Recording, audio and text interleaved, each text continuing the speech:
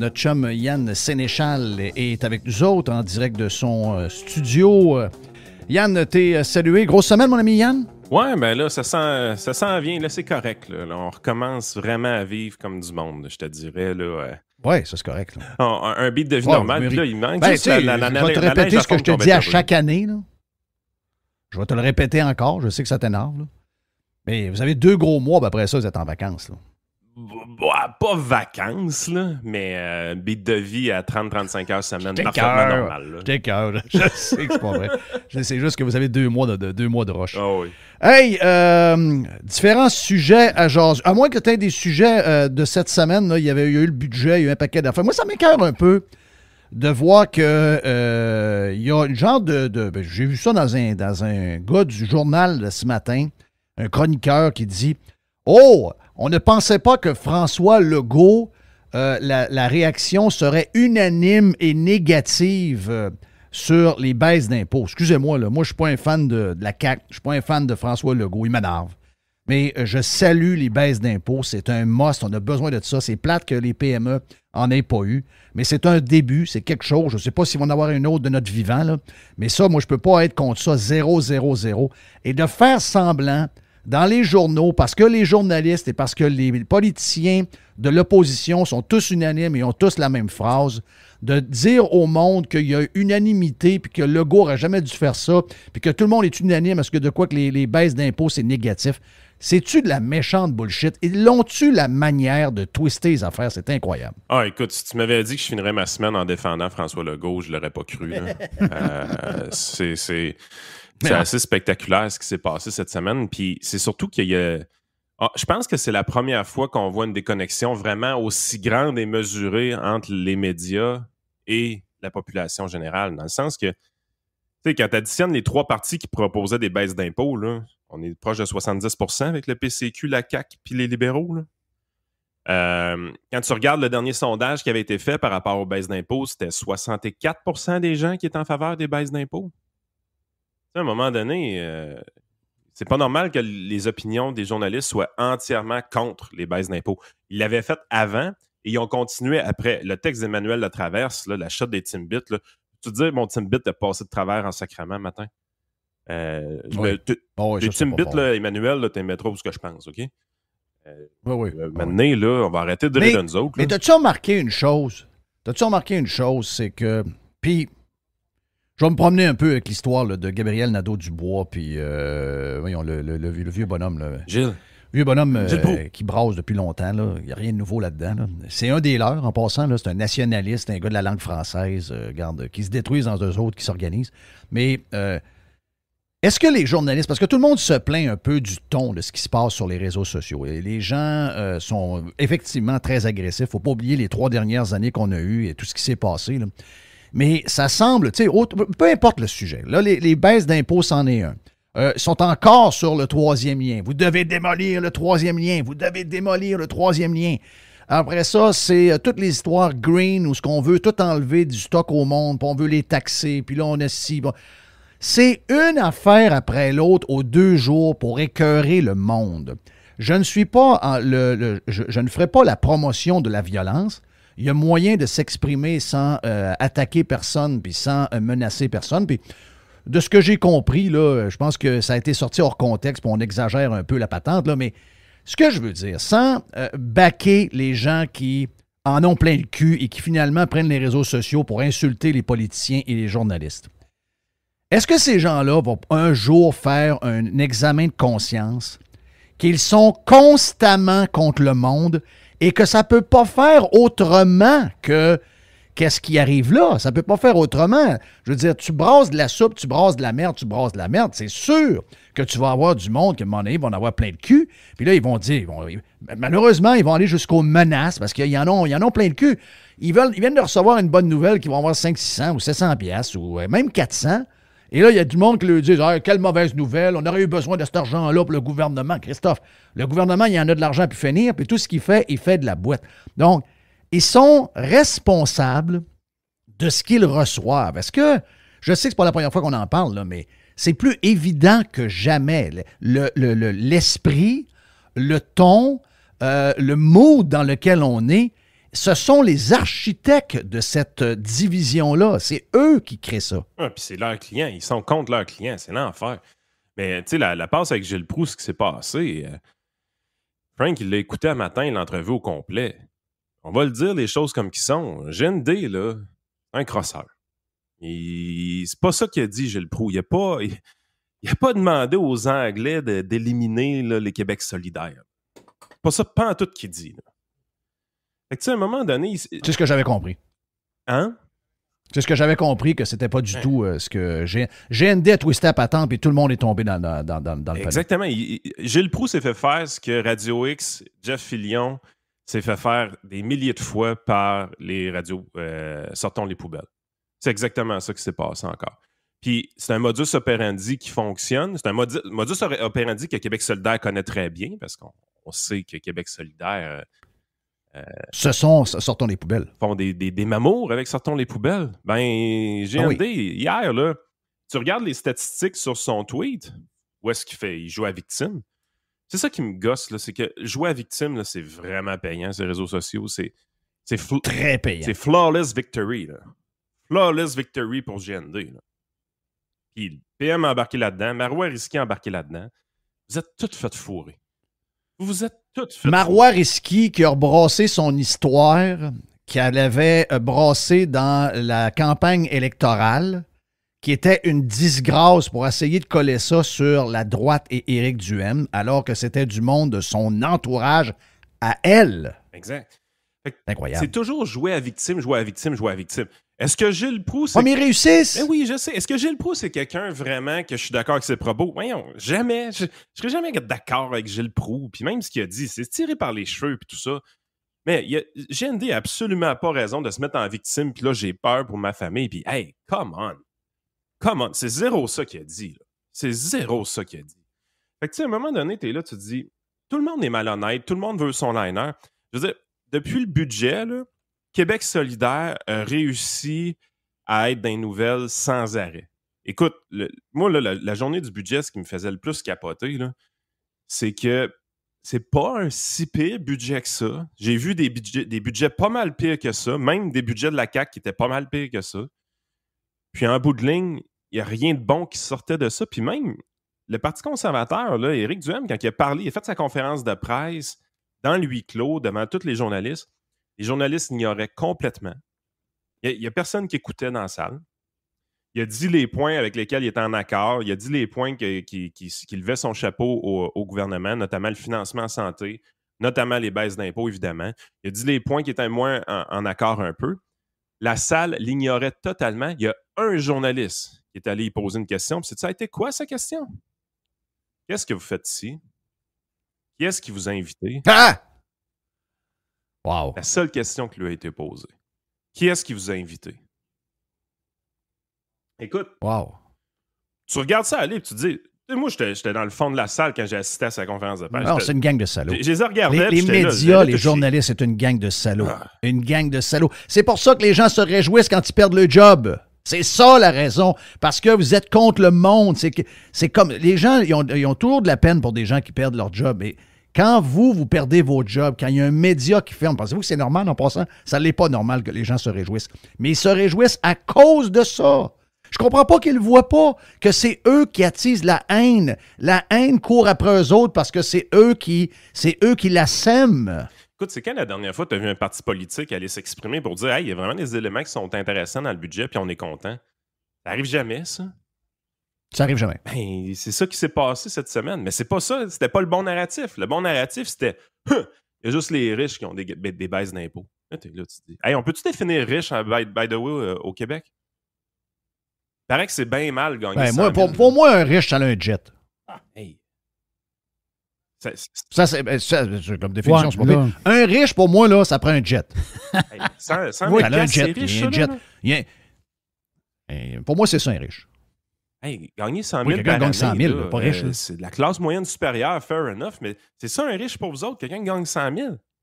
C'est sérieux? Hein? Non, ça se peut pas, là. Mais ça, on a réussi à le rentrer dans la tête du monde, Yann. Que 100 000 par année, c'est des riches. Pour GND, un gars qui gagne 100 000, c'est un PDG d'une compagnie, un gars à 100 000. Lui-même en fait 123. Tu sais. By the way, il va-tu faire son chèque au gouvernement, lui, pour rembourser sa baisse d'impôts? Il ne fera pas son chèque. Il ne fera pas ce chèque à personne. Il va s'acheter un nouveau barbecue, il va s'acheter des bouteilles de vin rouge, il va mettre des photos sur Instagram, c'est ça qu'il va faire. Voyons. Et, GND. Moi, regarde, hier, je voyais ça, je me dis, mais voyons. GND, et je mets des gants blancs en le disant, là, GND, il sait très bien qu'à chaque fois qu'il fait un tweet, il joue avec des bombes. OK? Parce que tu t'en vas contre le monde. Tu t'en vas contre beaucoup de monde. Des fois, tu peux faire des tweets où tu sais qu'il y avait 15 personnes. OK, j'attaque tel groupe, ils sont 15. Bon, ça, c'est gagnant. Mais quand tu t'en vas et tu attaques des centaines de milliers, c'est pas des millions de personnes. C'est sûr que tu te magasines une claque dans le côté de la tête. C'est sûr que ça va arriver. Mais c'est drôle, hein? Le gars, là, Gilles Proulx, là, c'est pas d'hier qui dit des affaires de même. Non. Moi, je me rappelle très bien d'une discussion à la radio au 98.5, je pense, avec le gars qui est justement à Cube, là, qui était avec le gars qui... Oui, du Trisac. Où les deux gars, eux autres, si t'es pas français, t'es un moins que rien. C'est pas l'histoire. Oui, et lui a dit avec du Trisac, tu te rappelles de ça? Et avec du Trisac, il a dit, il y a un dépanneur là-bas, là, à telle place, là, c'est une gang de Chinois qui ont ça, là. Ils sont même pas capables de parler un mot français. Ils baragouinent un peu d'anglais, puis le reste du temps, ils parlent en chinois, là. On devrait aller crisser le feu dans le dépanneur. Ça a été dit au 98.5 à Montréal. Il y a quelques années, là. Non, personne qui dit un mot.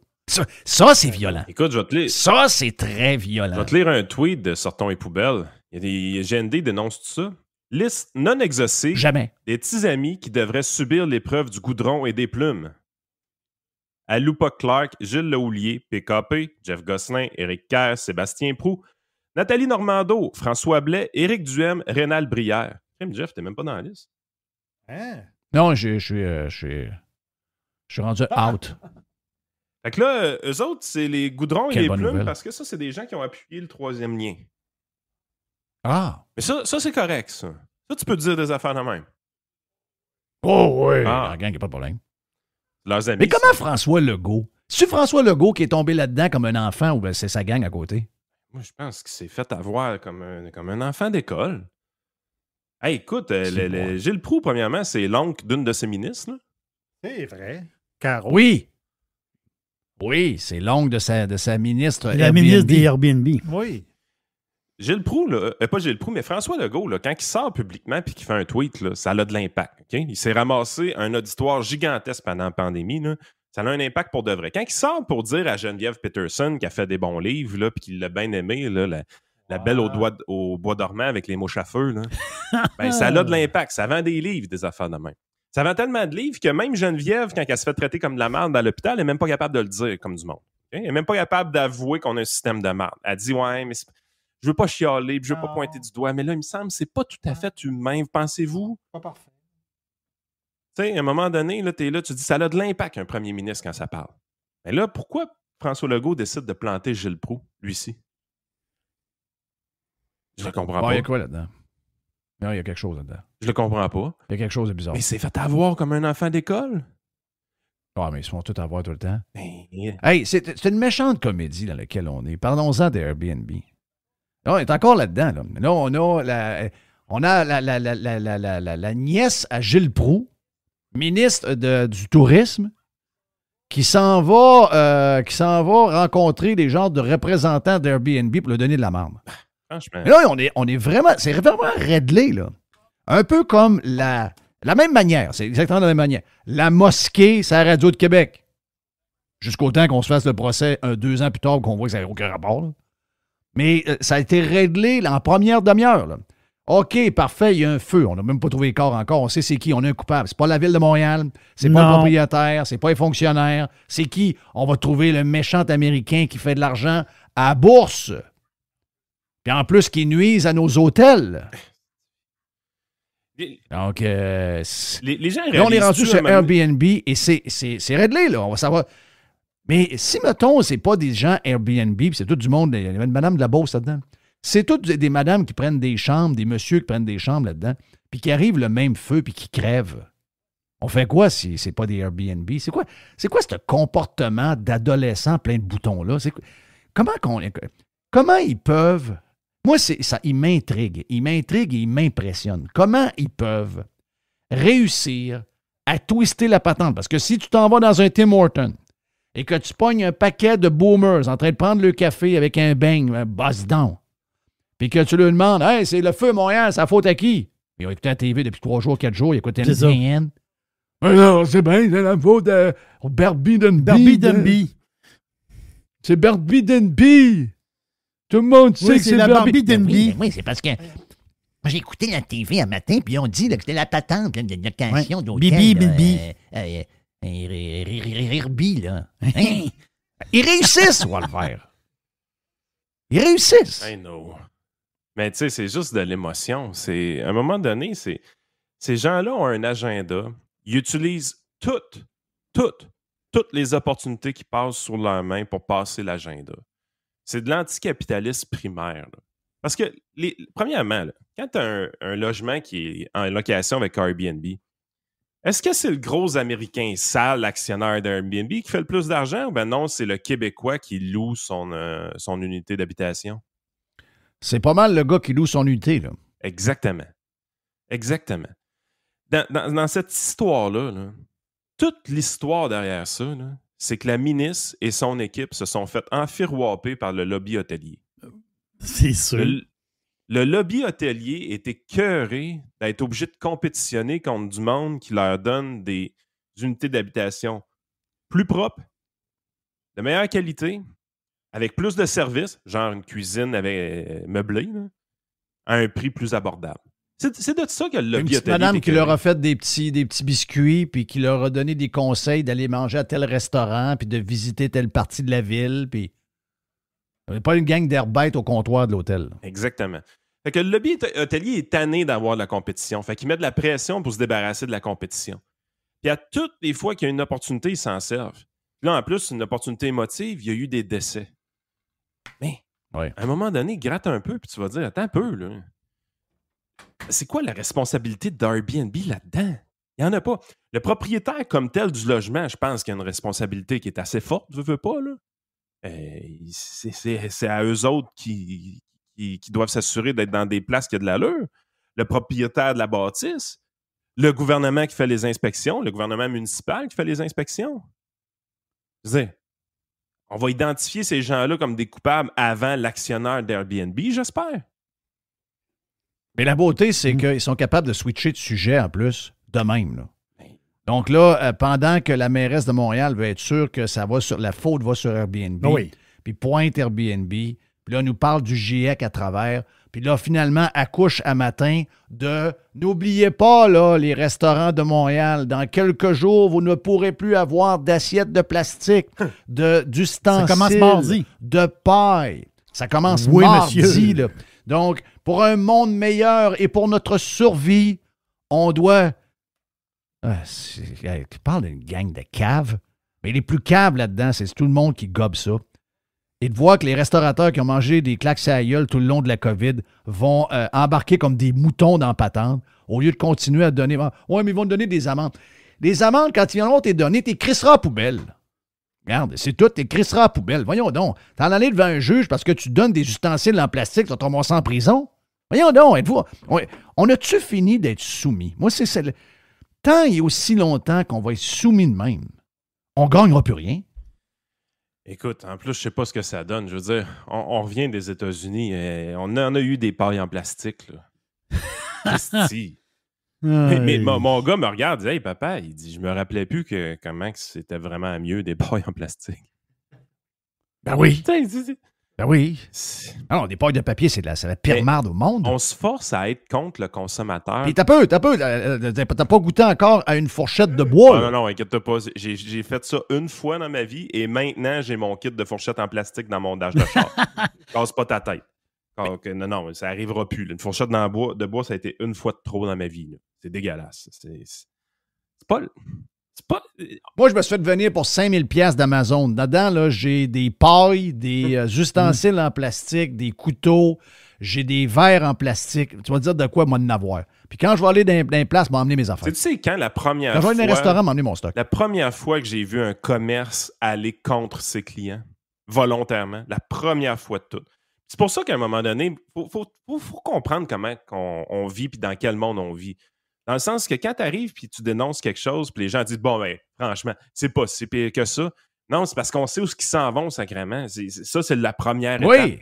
La première étape. Ben, les sacs, c'est pour ça que j'étais contre. La SAQ. Les sacs, le monde me disait, ah, mais Jeff, tu dois bien borné, toi.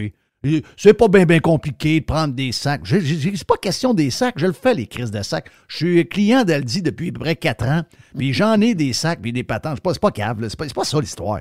C'est que quand tu leur donnes un OK sur une chose, ça finira jamais là. Ça ne finira pas là. C'est clair que ça ne finira pas là. Donc, c'est pour ça que quand ils t'amènent une idée en dedans de 15 km de ton lieu de travail, de ne pas prendre ton auto, puis de prendre ton vélo même en plein hiver, il faut que tu leur cries des bêtises. Il faut que tu ne sois pas gentil sur les médias sociaux parce que si on prend ça et on gobe ça comme si, c'est correct, ils ne le feront pas, bien, ils vont voir qu'ils n'ont pas d'opposition, puis ils vont le faire, la maudite affaire. Puis là, on va dire, codon, on a accepté ça, on n'a pas dit un mot. Mais notre seul moyen, puis ça a l'air du seul moyen qu'ils réagissent, c'est de se fâcher contre eux autres, ces médias sociaux. Là, ils s'énervent un peu. Hey, il y a beaucoup de violence. Mais oui, mais Chris, il y a beaucoup de violence. Tu t'attends à quoi? À chaque 15 minutes, tu fais un tweet pour m'enlever une bebelle. Ben, c'est parce que tu ne peux pas t'attendre à avoir des fleurs. Il y a une méchante différence entre faire des changements de comportement via des actions volontaires et de la promotion versus de la coercition. Le problème qu'on a, c'est que les politiciens, un jour, ils ont goûté à coercition. Je veux dire, ça prenait juste le monopole public de la SAQ pour dire à partir de demain matin, il n'y en aura plus de sacs en plastique dans nos succursales. Parce que les épiciers, eux autres, c'est parti là. Les épiciers, c'est quoi qu'ils faisaient, eux autres? Ils étaient dans un monde capitaliste, ils jouaient à l'offre et la demande, et ils disaient, écoutez, c'est vraiment une bonne idée, vos sacs réutilisables, voici des sacs réutilisables que je peux te vendre. Mais si tu veux des sacs en plastique, on en a, là. Mais on aimerait ça que tu prennes les réutilisables, mais on en a. Ça, c'est une économie capitaliste qui se tient debout. Mais une économie où est-ce que là, on arrive et on dit, on va obliger, ben ça a commencé avec le monopole de la SAQ, qui nous a dit, hey, ici, il n'y en a plus de sacs. Yes. Puis c'est pour ça, encore une fois, Jeff, pourquoi tu t'énerves avec les frigidaires de la SAQ? C'est pas grave, achète ton vin à l'avance, puis tu mettras dans ton vin blanc ou ton vin rosé dans le frigidaire toi-même.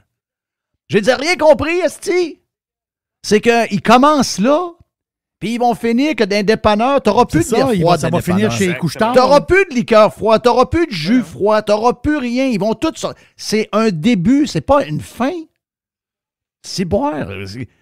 On les voit aller, on sait qu'il n'y a jamais de fin. Mais c'est pas grave, là. C'est pas la fin du monde, du vin. Avant, il n'y avait pas de vin. Il n'y en avait même pas, il y a 20 ans, des frigidaires dans la SAQ. Regarde qu'est-ce qu'ils ont fait dans la pandémie. Les masques obligatoires. Voyons, c'est juste un masque. Ouais, ça a fini comment? On pouvait même plus aller au restaurant si on n'était pas piqué, sacrément. C'est ça. Ça finit embarré à 8 heures le soir dans la maison. À un moment donné, tu es là, tu dis, c'est toujours le même pattern. Va falloir qu'un Québécois se fasse fourrer combien de fois pour dire, ça se peut que si je baisse mes culottes, il y a quelque chose qui me rentre dans le derrière. Oui. Ça va prendre combien de fois pour qu'on allume, là? Je sais pas, c'est culturel notre affaire. On aime se faire rentrer un sapin dans le derrière. Je sais pas pourquoi il y a un clou en plus. Puis, on réagit pas. Thank you, Yann. Le troisième lien. Regarde, thank you, Yann. Puis je vous le dis, là, c'est très important ce qu'on a jasé là. Les menaces, la violence, pas nécessaire. Non. Des fois, là, bien dit, là, avec les bons mots, là, les ramasser bien comme il faut avec les bons mots, ça a le plus d'impact. Puis ça ne donne rien pour se revirer contre vous autres, OK? Mais vous devez les insulter. Poliment, dans les règles de l'art. Vous ne devez pas tomber dans la méchanceté, vous ne devez pas tomber dans la violence. Mais vous avez un devoir de citoyen de voir ces gens-là qui attaquent votre vie à tous les jours et de les brasser un peu dans les règles de l'art. Le sarcasme est toujours la meilleure arme. Là. Ben oui, toujours. Les bons mots, les bonnes affaires. T'es brasses, t'es shake, mais faites-le à l'intérieur parce qu'ils utilisent ça pour devenir des victimes et ils gagnent encore plus quand vous faites ça. Donc, soyez très wise dans votre manière de faire. Yann Sénéchal, votre conseiller.net, si vous avez besoin de lui.